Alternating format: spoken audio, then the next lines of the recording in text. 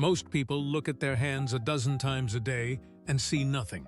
Not because there's nothing there, but because no one ever taught them what they're looking at. What looks like a surface is actually a timeline.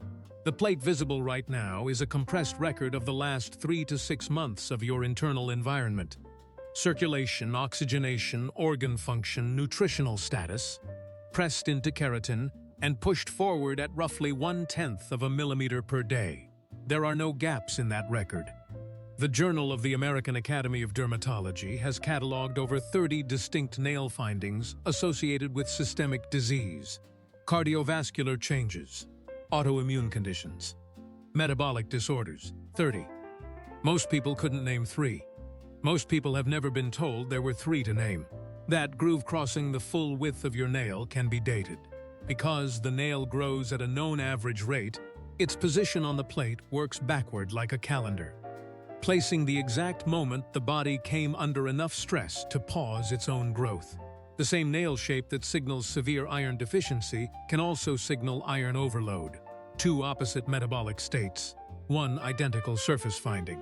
And there is a category of transverse white bands documented in forensic medicine, used to reconstruct timelines of poisoning in cases where the circumstances weren't immediately clear. What does a line running lengthwise down a nail mean when it starts to bleed color into the surrounding skin? Why has one specific 30-second test sent people to pulmonologists they didn't know they needed? And if you press down on a fingernail right now and watch what happens next, what would a 2-second delay actually mean? Everything you need to know, starting now. And if this is the kind of conversation you want more of, subscribe and stay close. You've probably looked at your hands today without really seeing them. Most people do. The nails get noticed when something's broken, when the polish is chipping, when one catches on a sleeve, but not as information. Not as a surface that has been quietly updating itself for weeks, encoding what's been happening inside you in a language almost nobody learns to read. That's not a metaphor, it's physiology. Your nails grow from a matrix of living tissue tucked just beneath the skin at the base of each finger. That matrix is fed by a dense web of small blood vessels, and it responds, slowly, faithfully, to shifts in circulation, oxygenation, nutrient availability, and organ function. Because nail cells take weeks to form and harden before they emerge. As the visible plate you can see, what you're looking at right now isn't just today. It's a record, a slow-motion log of roughly the last 3 to 6 months of your internal environment, pressed into keratin and pushed forward about 1/10 of a millimeter every day. The nail doesn't lie, and it doesn't forget quickly. Dermatologists and internists have known this for a long time. There's a reason a thorough physical exam includes a careful look at the nails. Not a glance, but an actual look, with attention to color, texture, shape, and the condition of the surrounding skin. The Journal of the American Academy of Dermatology has catalogued over 30 distinct nail findings associated with systemic disease, from cardiovascular changes to autoimmune conditions to metabolic disorders. 30. Most people couldn't name 3. Most people have never been told there were 3 to name. What makes this worth your full attention isn't the rarity of these signs, it's the opposite. Many of them are common. Many of them are present on someone's hands right now, unread, unreported, while that person waits months for a routine appointment that might, or might not, include anyone who thinks to look below the wrist. The information is there. It's just that no one handed most of us the key to read it. The goal here isn't to alarm you, and it isn't to turn you into someone who spirals every time a nail looks slightly off.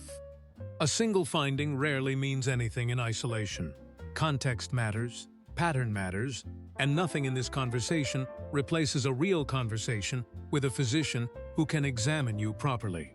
But there is a meaningful difference between walking into a doctor's office saying, "I've been feeling off," and walking in saying, "I've noticed this specific change in 2 of my nails over the past couple of months, and I'd like to understand what it might mean."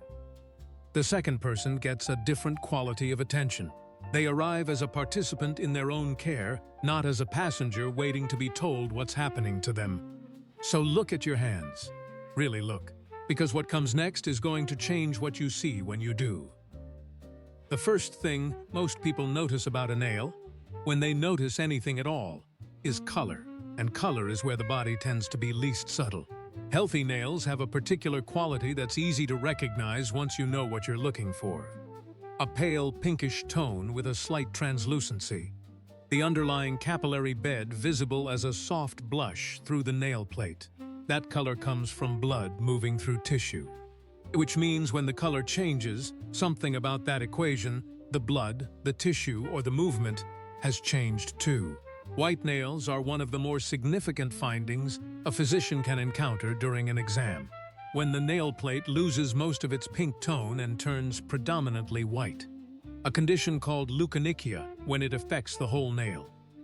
It can point toward liver disease, most commonly cirrhosis, where reduced albumin levels alter fluid distribution in the tissue beneath the nail. It's also associated with kidney disease, and in some presentations, heart failure. A specific pattern called Terry's nails, where the nail is almost entirely white with only a narrow pink or brown band near the tip, was first described in patients with hepatic cirrhosis, and studies published in the Archives of Internal Medicine found it present in a significant portion of patients with chronic congestive heart failure as well. These aren't findings in clinical settings. They're just rarely discussed outside of them. Yellow nails tell a different story. Some yellowing is benign, the result of years of nail polish use, or staining from certain topical products. But when yellowing appears alongside thickening, slowed growth, and a loss of the cuticle, it can indicate a lymphatic disorder. The lymphatic system, which handles fluid drainage and immune surveillance throughout the body, occasionally signals dysfunction through the nails before other symptoms become obvious. Yellow nail syndrome is uncommon, but its presence alongside respiratory symptoms, chronic cough, pleural effusion, has been documented consistently enough that pulmonologists and lymphologists include it in their differential when patients present with that cluster. Then there's the blue or bluish-gray tint that can appear across the nail bed. Not from cold, not temporary, but persistent. This is called cyanosis when it reflects low oxygen in the blood. And it's something emergency physicians and cardiologists watch for carefully. The American Heart Association identifies peripheral cyanosis as a potential indicator of compromised cardiac output or pulmonary circulation. At lower altitudes and normal temperatures, a nail bed that holds a bluish hue at rest deserves attention. Brown or dark streaks running vertically through the nail, what's called longitudinal melanonychia, occupy their own category entirely, and they'll come up again when the conversation turns to the specific geometry of nail changes. For now, it's worth knowing that pigmented streaks in people with lighter skin tones warrant prompt evaluation, because while they're often benign, they can in rare cases represent subungual melanoma, one of the more easily missed skin cancers, precisely because of where it hides. Color isn't diagnosis, but color is where the nail begins to speak, and it's also the most visible layer. What the surface feels like under your thumb is a different kind of conversation entirely. Run your thumb across the surface of one of your fingernails right now, not the edge, the flat face of it. What you're feeling for is something most people have never consciously noticed, whether that surface is smooth or whether it isn't. A healthy nail plate is nearly glassy. Not perfectly so. There are faint longitudinal ridges that develop naturally with age, running from base to tip, and those are generally benign. What changes the picture is when the surface becomes something else entirely. Pitted, rippled, thickened, or soft in ways it shouldn't be. Pitting is one of the most diagnostically loaded surface findings in all of nail examination. Small depressions, like someone pressed a pin into the nail at irregular intervals, appear when the cells forming the upper nail plate are temporarily disrupted. The most well-established association is with psoriasis. Research published in the Journal of the American Academy of Dermatology has shown that nail involvement occurs in roughly 50% of people with psoriatic skin disease, and in up to 80% of those who also have psoriatic arthritis. What makes this clinically significant is the timing. Nail pitting can precede the joint involvement by years. Someone looking at their nails and seeing scattered shallow pits may be looking at an early signal of an inflammatory process that hasn't yet reached the joints, but will in some cases if left unaddressed. Psoriasis isn't the only condition that pits nails. Alopecia areata, the autoimmune condition that causes patchy hair loss, has a strong association with nail pitting as well, with the pits tending to be smaller and arranged in more geometric rows than those seen in psoriasis. The distinction matters clinically, and it's the kind of thing that a dermatologist can often read at a glance once they know to look. Thickening and crumbling at the nail's surface and free edge paint a different picture. When the nail becomes opaque, chalky, and difficult to trim cleanly, especially on the toenails, fungal infection is the most common explanation. Onychomycosis, as it's formally called, affects an estimated 10% of the general population and becomes more prevalent with age, reaching close to 50% in adults over 70, according to data from the National Institutes of Health. It's often dismissed as cosmetic. It rarely is entirely. Beyond the discomfort and the risk of secondary bacterial infection, thickened nails in older adults contribute meaningfully to difficulty walking and to fall risk, a consequence that tends to surprise people when they first hear it. There's another surface finding worth pausing on: the washboard nail, where a series of horizontal ridges runs across the plate in a repetitive pattern. This almost always comes from a habit, unconsciously pushing back or rubbing the cuticle of the thumb with the index finger repeatedly over months. It's a physical record of a nervous habit written into keratin. Benign, but a reminder of just how literally the nail transcribes what happens to it. Surface, it turns out, is not superficial, but surface is still just that. What the nail looks like from above. What happens when the shape itself begins to change is a different order of signal. Color lives on the surface. Texture lives on the surface. But shape is structural, and when the shape of a nail changes, it usually means something deeper has been changing for a while. The most clinically significant shape change is also one of the most striking when you know what you're looking at. Clubbing is the term for it, a gradual rounding and downward curving of the nail over the tip of the finger, accompanied by a softening and sponginess of the tissue at the nail's base. The fingertip itself begins to look bulbous, wider than the middle segment of the finger. It develops slowly, over months or years, which is part of why it goes unnoticed for so long. When you see your own hands every day, gradual changes become invisible. The mechanism behind clubbing involves chronic low oxygen delivery to the peripheral tissues, which triggers changes in local blood flow and connective tissue. The conditions most commonly associated with it include chronic obstructive pulmonary disease, lung cancer, bronchiectasis, and certain congenital heart defects. Conditions where the lungs or heart are not moving oxygen into the bloodstream efficiently over a sustained period. Clubbing also appears in some cases of inflammatory bowel disease and liver cirrhosis, through pathways that are less completely understood but appear to involve similar vascular signaling. The American College of Chest Physicians considers clubbing a meaningful clinical sign that warrants investigation of cardiopulmonary function when found in combination with respiratory symptoms. There's a simple test physicians use to check for early clubbing that you can do yourself. Place the nails of the same finger from each hand together, back to back, fingertips touching. Normally, you'll see a small diamond-shaped gap of light between the two nail bases. This is called the Shamroth window. When clubbing is developing, that gap disappears. The nails are too curved to leave space. It takes about 30 seconds and costs nothing. And it's the kind of thing that has sent more than one person to a pulmonologist who didn't know they needed to go. Spoon nails, koilonychia, represent the opposite curvature. Instead of curving downward, the nail becomes concave, curling upward at the edges like a shallow spoon. In adults, the most common association is iron deficiency anemia, sometimes severe enough that the nail matrix isn't receiving adequate nutrients to maintain its normal structure. It also appears in hemochromatosis, the condition of iron overload. which is a reminder that the same sign can point in opposite metabolic directions, and that the nail alone is never the whole story. Shape is the nail's way of saying that something has been true for long enough to leave a permanent mark. That's worth sitting with for a moment before moving on. There's a part of the nail that most people have noticed without ever thinking twice about it. The small pale crescent at the base of the nail, just above where the skin meets the plate, the lunula, named for the Latin word for moon. Most visible on the thumb, barely findable on the smaller fingers, present on some people's hands with unusual prominence, absent on others entirely. Almost nobody has wondered what that difference means.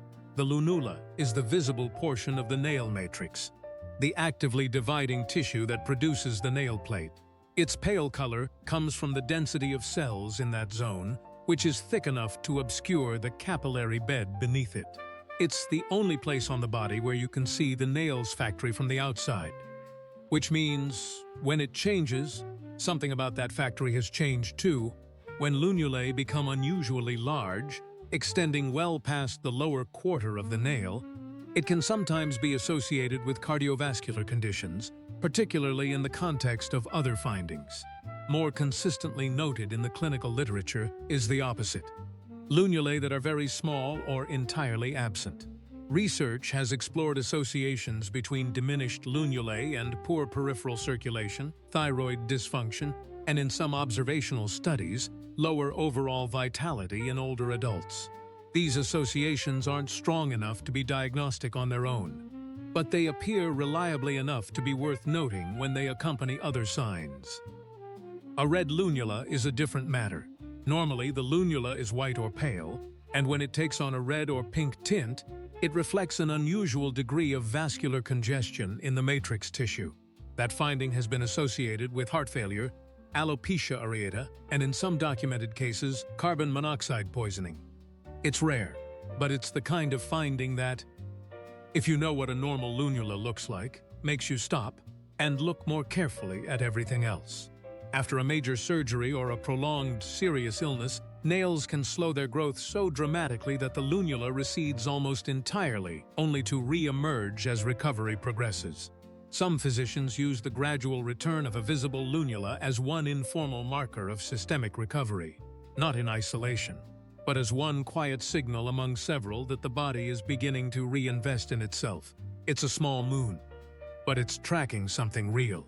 And the nail has one more way of encoding time that makes the lunula's changes look almost subtle. By comparison, lines, and the direction they run, changes everything about what they mean. If the nail is a record, then lines are its most legible entries, and the direction of a line turns out to matter enormously. Vertical lines running from the base of the nail toward the tip are called longitudinal ridges, and in most adults, they're simply part of aging. The nail matrix becomes slightly less regular over time, producing minor variations in the plate's surface. On their own, fine vertical ridges in someone over 50 are about as medically significant as gray hair. The exception, the one that changes the conversation entirely, is a vertical line that carries color. A dark streak running the length of the nail, particularly a streak that is widening, darkening, or accompanied by pigment bleeding into the surrounding skin fold, is a finding that warrants prompt evaluation. That pigment bleeding into the cuticle has a specific name, Hutchinson's sign, and its presence alongside a pigmented longitudinal streak is one of the clinical indicators used to assess for subungual melanoma. Caught early, the prognosis is substantially better. Caught late, it is not.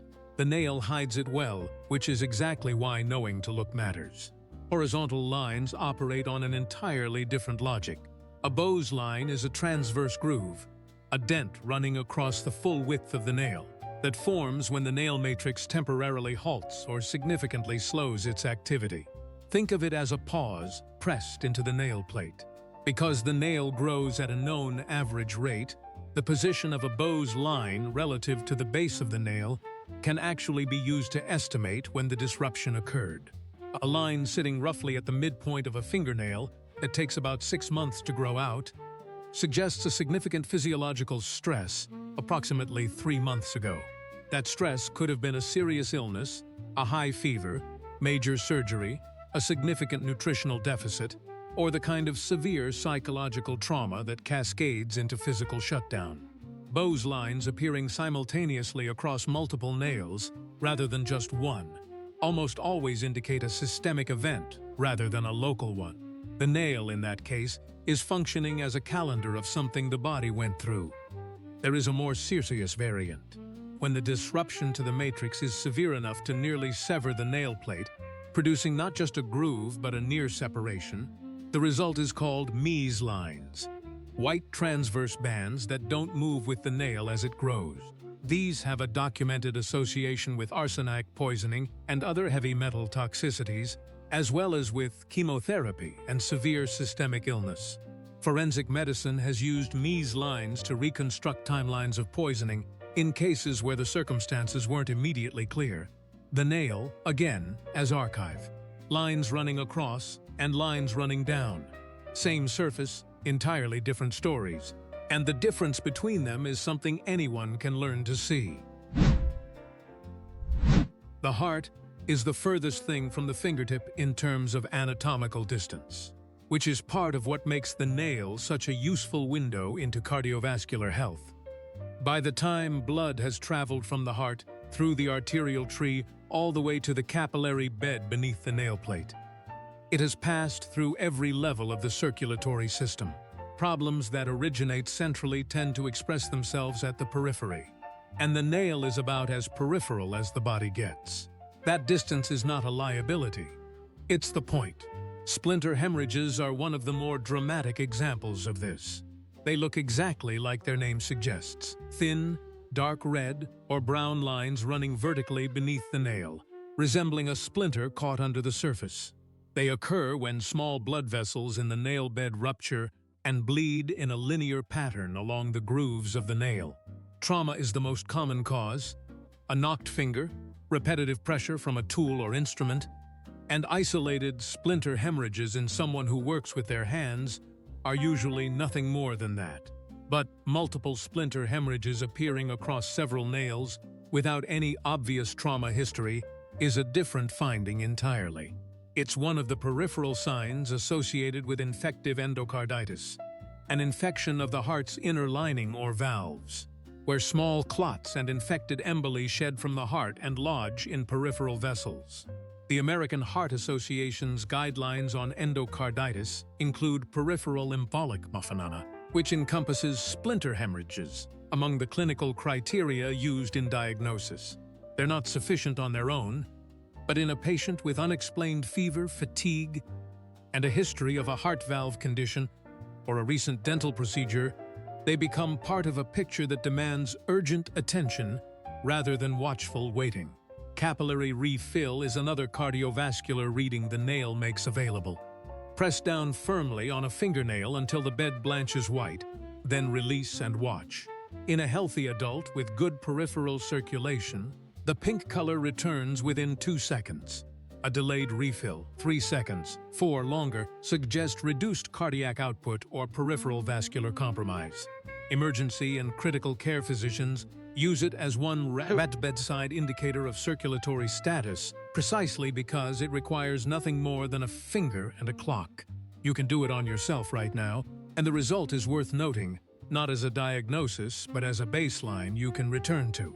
Half and half nails, also called Lindsay's nails, present with the proximal half of the nail appearing white and the distal half a reddish brown or pink, with a sharp demarcation between the two zones. This finding has a well-documented association with chronic kidney disease, appearing in a meaningful percentage of patients with renal failure, according to data reviewed by the National Institutes of Health. The mechanism likely involves uremic changes to the vasculature of the nail bed, altering how blood pools and how pigment distributes across the nail's surface. What these findings share is a common logic. The nail bed is vascular tissue, and vascular tissue responds to vascular events. The signs don't always appear together, and they don't always appear early. But when they do appear, they're not random. They're the circulatory system speaking in the only language available to it at the surface of the body. And they've been there, legible, the whole time. 37 million Americans have diabetes. Roughly 1 in 5 of them don't know it, and some of them have been looking at the same nails for years. Nails that have been quietly signaling the problem, without anyone ever telling them what those nails were saying. When blood sugar runs chronically high, when the thyroid produces too much or too little of its signal, when the adrenal system stays locked in a state of low-grade alarm, the nail matrix is one of the places that registers the change. Not loudly, not immediately, but faithfully. Diabetes is the clearest example of a metabolic condition with consistent nail findings, and it's worth spending time on because the numbers are significant. The American Diabetes Association estimates that over 37 million Americans have diabetes, and roughly 1 in 5 of them don't know it. Uncontrolled blood sugar damages small blood vessels, a process called microvascular disease, and the capillary bed beneath the nail is small vessel territory. Over time, this shows up in several ways. The nails may grow more slowly. They may become more brittle and prone to splitting. Yellow discoloration, independent of fungal infection, can develop as glycation. The binding of sugar molecules to proteins affects the keratin structure of the nail plate itself. Fungal infections also become significantly more common in diabetic patients because elevated glucose in the surrounding tissue creates a hospitable environment for fungal growth, which means what looks like a simple case of onychomycosis may, in someone who hasn't been screened recently, be pointing at something worth investigating further. Thyroid dysfunction leaves a different set of marks. Hypothyroidism, where the thyroid underproduces its hormones, tends to slow everything down, including nail growth. The nails become dry, brittle, and slow to recover from damage. The skin around them often mirrors this: dry, slightly thickened, slower to heal. Hyperthyroidism, the opposite condition, can produce a finding called onycholysis, a separation of the nail plate from the nail bed, starting at the tip and working inward. That is particularly associated with Graves' disease, the autoimmune form of thyroid overactivity. This separation creates a visible gap under the free edge of the nail, often with a slightly yellowish or whitish discoloration where the detachment begins. It appears in other conditions as well, but when it shows up alongside unexplained weight loss, elevated heart rate, and heat intolerance, the thyroid is the first place a clinician looks. What makes the metabolic picture genuinely useful is that these nail changes tend to develop gradually and persist. They're not acute signals like a splinter hemorrhage. They accumulate over months, which means they're often present and visible long before a person connects them to anything systemic. Someone who has been quietly hypothyroid for 2 years may have been looking at slow-growing, brittle nails for nearly as long without ever making the connection. The nail doesn't know what the diagnosis is. It only knows what the environment it's growing in feels like, and that it records without fail. There's a version of this conversation that gets reduced to a supplement advertisement. Brittle nails mean you need biotin. Take this capsule. Problem solved. That version is mostly wrong, and it's worth understanding why, because the actual relationship between nutrition and nail health is both more specific and more informative than the wellness industry tends to let on. The nail matrix is metabolically active tissue. It divides rapidly, it synthesizes protein continuously, and it depends on a steady supply of specific micronutrients to do that work properly. When the supply drops, whether from poor dietary intake, malabsorption, or the kind of chronic low-grade deficiency that doesn't show up as obvious illness but quietly degrades tissue quality over time, the nails are among the first structures to reflect it. Not because nails are fragile, but because the body is pragmatic. When resources are limited, it prioritizes organs over surface structures, and the nail matrix loses out early. Iron is the most consequential deficiency to understand here. Severe iron deficiency can produce koilonychia, the spoon nail discussed earlier. But the niche changes associated with iron deficiency begin well before the nail starts to curve. Brittle nails that split horizontally at the tip, nails that chip easily, nails that seem to grow more slowly than they used to. These are earlier stage findings consistent with depleted iron stores.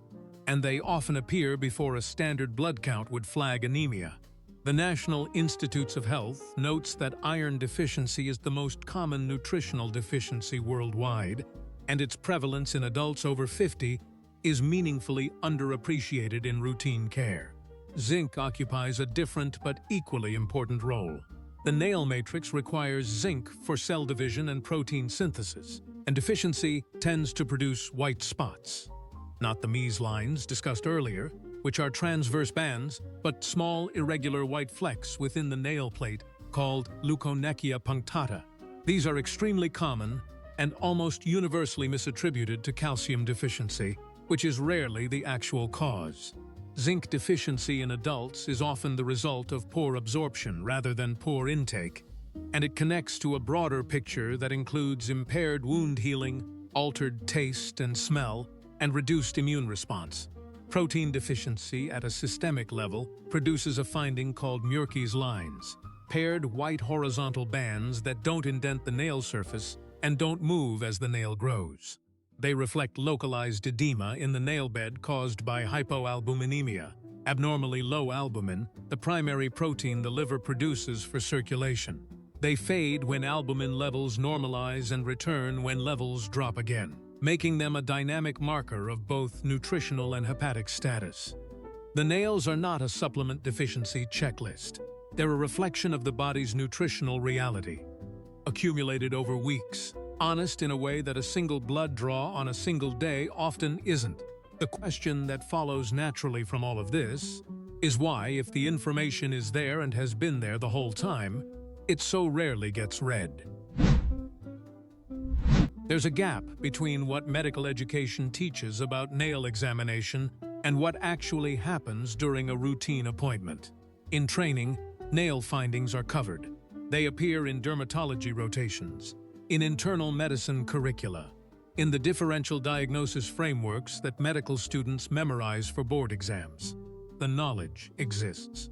The question is whether it survives contact with a 12-minute primary care visit, a patient with 6 active concerns, and a physician whose attention is being pulled in every direction simultaneously.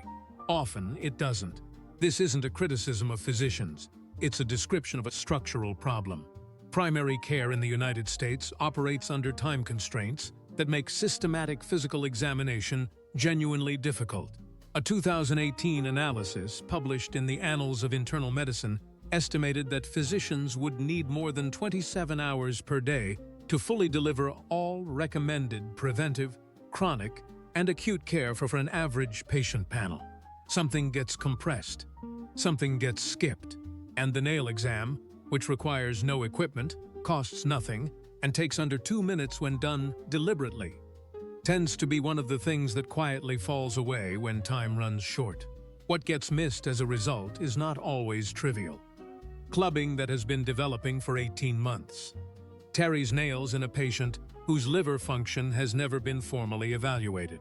Longitudinal melanonesia on a thumb that hasn't been looked at closely because the patient came in for a knee. These aren't hypothetical oversights.